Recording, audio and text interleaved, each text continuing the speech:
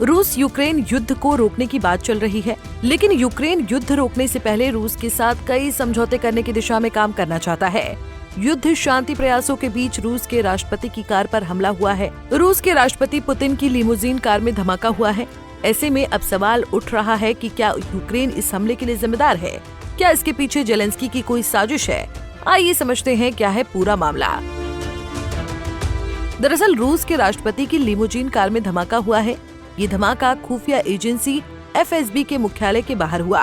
इस धमाके के बाद से रूस की सुरक्षा एजेंसियां सतर्क हो गई हैं। ये धमाका सेंट्रल रूस में पुतिन के काफिले पर हुआ है। इस हमले में अभी ये साफ नहीं हो सका है कि ये धमाका किसी की साजिश है या गाड़ी में किसी तकनीकी खराबी के कारण आग लगी है। इस मामले की जांच पड़ताल में स्थानीय खुफिया एजेंसी जुटी हुई है। राष्ट्रपति की कार में ब्लास्ट के बाद क्रेमलिन के अंदर भी उन पर हमले का खतरा बढ़ गया है। बता दें कि ये हमला उस समय हुआ है जब यूक्रेन के राष्ट्रपति जेलेंस्की ने दावा किया था कि पुतिन मरने वाले हैं। यूक्रेन के राष्ट्रपति ने साफ कहा था कि पुतिन की मौत के बाद सब ठीक होगा। यूक्रेनी राष्ट्रपति वोलोदिमिर जेलेंस्की ने 26 मार्च को पेरिस में एक इंटरव्यू के दौरान कहा था कि जल्द ही पुतिन की मौत हो जाएगी और फिर सब कुछ खत्म हो जाएगा। ये एक फैक्ट है। यूक्रेनी राष्ट्रपति ने कहा, पुतिन जिंदगी भर सत्ता में बने रहना चाहते हैं। उनकी महत्वाकांक्षाएं यूक्रेन तक सीमित नहीं है, बल्कि उनका पश्चिमी देशों से भी सीधा टकराव हो सकता है। राष्ट्रपति सुरक्षा सेवा SBP एक सुरक्षा एजेंसी है जो रूस के राष्ट्रपति और प्रधानमंत्री की सुरक्षा का ध्यान रखती है।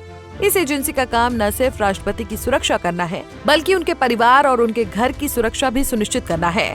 SBP की शुरुआत 1993 में बोरिस येल्त्सिन के समय हुई थी। पहले ये काम USSR के KGB के एक विभाग द्वारा किया जाता था। SBP के अंदर कई शाखाएं हैं, जिनमें से एक मनोवैज्ञानिक सुरक्षा विभाग है जो राष्ट्रपति के लिए संभावित खतरों का विश्लेषण करता है।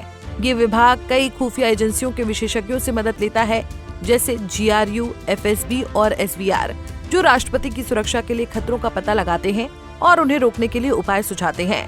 राष्ट्रपति सुरक्षा सेवा का प्रमुख एक वरिष्ठ अधिकारी होता है जो पूरी सुरक्षा व्यवस्था की देखरेख करता है। 2000 से 2013 तक जनरल विक्टर जोलोटोव इस सेवा के प्रमुख थे। 2007 में SBP में लगभग 2500 कर्मचारी थे जो राष्ट्रपति की सुरक्षा का काम करते थे। वहीं बात करें 24 फरवरी 2022 को रूस ने यूक्रेन पर आक्रमण किया। इस युद्ध को चले करीब 3 साल हो गए हैं, लेकिन युद्ध का कोई परिणाम नहीं निकल रहा है। लेकिन इस युद्ध को रोकने के लिए ट्रंप भी मध्यस्थता कर रहे हैं, लेकिन युद्ध शांति का कोई रास्ता नहीं निकल रहा है। इस युद्ध में यूक्रेन सबसे ज्यादा प्रभावित हुआ है। साथ ही नाटो देश से मिलने वाली सहायता में अमेरिका ने इस युद्ध से अपना हाथ पीछे खींच लिया है। इसके बाद युद्ध से अमेरिका के पीछे हटने के बाद से यूक्रेन की स्थिति कमजोर हुई है, लेकिन युद्ध में हजारों लोग मारे गए हैं, लाखों लोग विस्थापित हुए हैं।